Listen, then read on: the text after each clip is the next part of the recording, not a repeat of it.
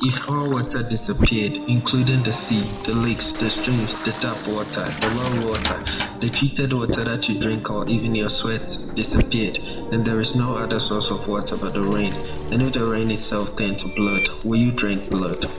No, I would never do that. This was the answer of a man named Jonathan Swallow.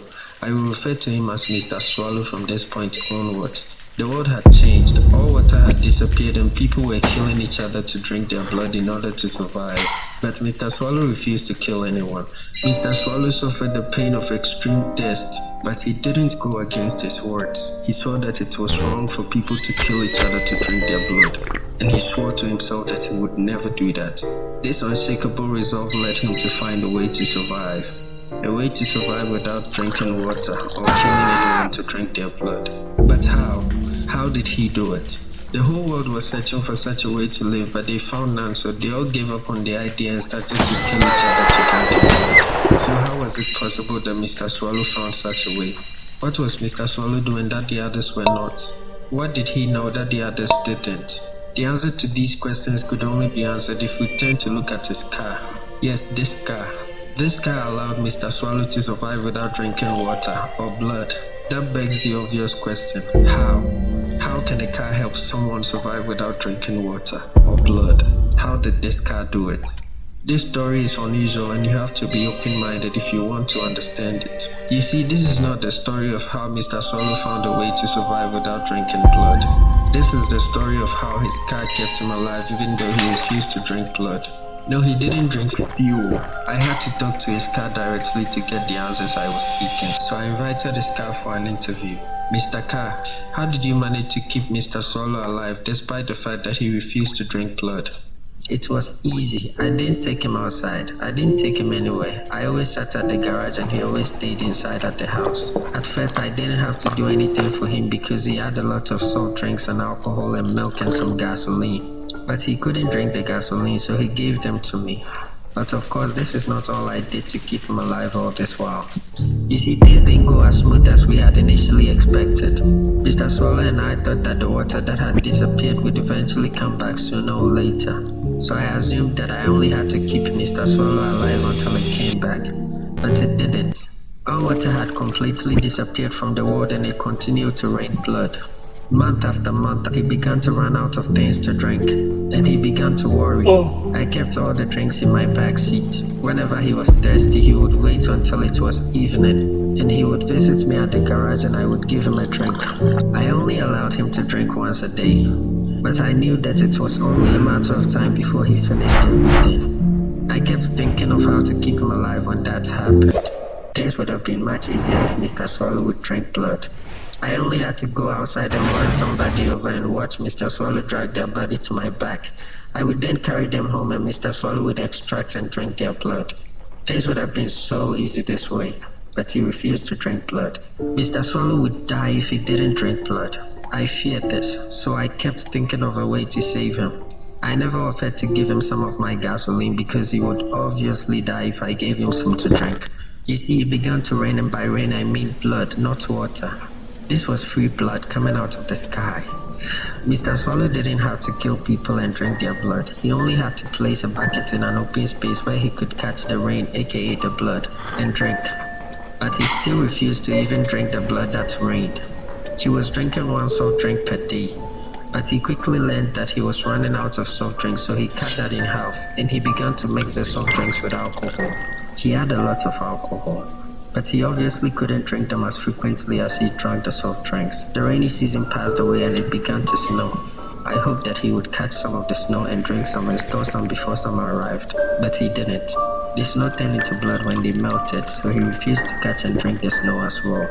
Even though things were beginning to look bad, Mr. Swallow was still determined to never drink blood. Mr. Swallow was being stubborn and I worried about his health. Throughout the whole winter, he was drinking nothing but alcohol because that was all he had left. He was not only drinking the alcohol, he was cooking with it, and sometimes when it was necessary, he would bathe with it. Summer finally arrived and Mr. Swallow had managed to survive on alcohol alone. But his body looked sick and weak and ugly and he could barely walk. Occasionally he would vomit inside of me. He made my seat smell and he made me dirty. but I didn't care much about myself. Instead, I was heavily concerned about him because I knew that if he didn't start to kill people and drink their blood this summer, he would run out of alcohol and he would die. You might be well aware of the fact that during summer, people go naked and play at the beach. But this time around, the whole ocean was filled with blood, so they only went there to fetch blood. You see, when all water disappeared and people started killing each other to drink their blood, it became dangerous to go outside. There was no water, so naturally, people needed a lot of blood to do a lot of things. They needed blood to make coffee, or soup, or tea. Some used blood to shower and wash their clothing and their cars and their dishes. Some washed their kids with blood, and some fed their babies with blood. But in most cases, people needed blood to drink, and they were willing to kill strangers and extract their blood to accomplish these tasks. So going out of your house looked like you were trying to commit suicide. Wait, Mr. Carr, what about women and breast milk? Why were people not drinking breast milk? Why did the women feed their babies with blood? Apparently, it turns out blood is good for babies even more than bosom milk. So women drank their own bosom milk, but it was dangerous for men. How? The women would tell the men that it was okay to come to their house to drink milk from their bosom, but it was all a trap. Men love these days, you know that, right? Yeah. So when the men lost themselves drinking from the bosom of the woman's chest, the women would stab them back and drink their blood. Yeah. So what happened during summer? How did you keep Mr. Swallow alive? During summer, it wasn't so dangerous to go to the beach. The ocean is vast and everyone could find some blood to drink or do whatever they wanted with it. At this time of the year, people found that it wasn't necessary to kill people and drink their blood because they could easily find some blood to drink at the beach. Some people decided to even swim in the beach blood. But I knew this kind of peace wasn't going to last because it was summer. Nothing was coming out of the sky. No rain, no snow, but only the sunlight. And I knew that blood clots when you leave them uncovered. This meant that very soon the beach blood was going to solidify and become hard as fuck. Language, Mr. Carr. Mind your language. This is YouTube. So I wanted Mr. Swallow to fetch some blood from the ocean quickly before it hardened. But of course he didn't. He waited until it happened, and at this point he had also run out of alcohol to drink. Will he ever drink blood? Does he want to die? I wondered. I couldn't tell what was going on in his head. 3 days after he had run out of alcohol to drink, he began to suffer. He could not even cry because his throat would physically hurt. One early morning, I saw him rushing towards me. He gave me some gasoline to drink. He opened my gate, slammed it, twisted the key, stepped on it, and then boom. I knew from that moment that he was ready. He was ready to kill and drink blood. He couldn't take it anymore. So the first thing I did was to take him to the beach. Maybe we might find a section of the ocean which had not hardened yet. I took him all around, but we found no place like that. The whole ocean was hard as fuck. Mr. Carr, language, please mind your language. Other people were breaking huge blocks of blood from the ocean with pickaxes. They melted the blood blocks and drank them. But I did not allow Mr. Swallow to step outside of me to do what they were doing, because they were also killing people. You see, the beach had become the home of many. A huge number of people had built tents all around the beach. They seemed to be living in groups who were working together to kill outsiders who were not part of their group.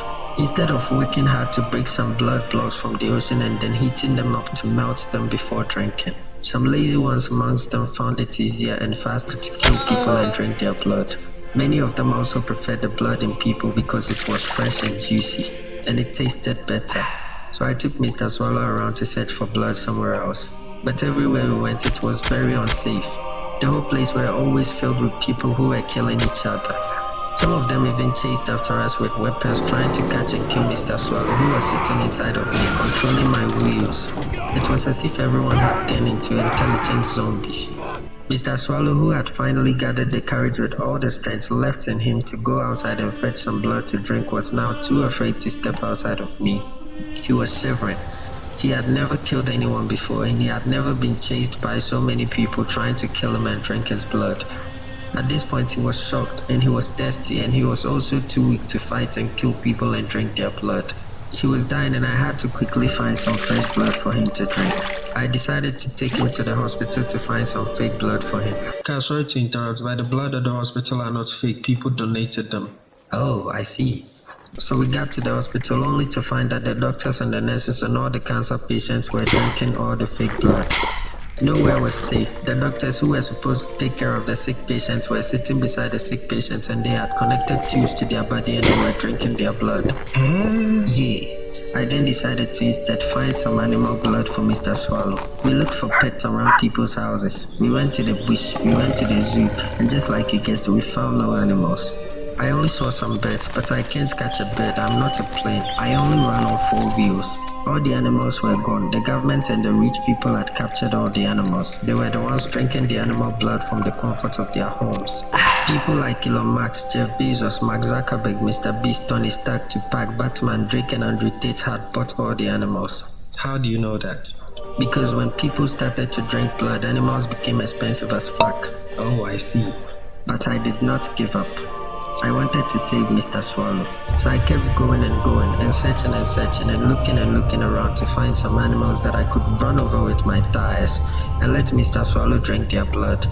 But it was too late. Before I could do that, I realized that Mr. Swallow had already passed away. Wait, Mr. Carr, but you said that you managed to save Mr. Swallow. That is why I brought you here for this interview. To tell us how you kept him alive even though he refused to drink blood. I lied, that was the only way I could get you to interview a car like me. Car, does Mr. Swallow exist? Nah, I lied. Car, I have a question for you. What is it? Car, what if Mr. Swallow happened to be a responsible man with a wife and 3 children? What if his last child was a baby and his first and second were only 5 and 7 years old? What if he had a duty to protect his family? And what if he loved them more than anybody else? Would he have killed people and extracted their blood and drink some and give some to his family? Or would he have killed his wife and children and drink all their blood? Or would he have chosen to die thirsty just like he did? You are so stupid, Apple. Mr. Swallow doesn't exist. Subscribe for more weird stories which have blood in them.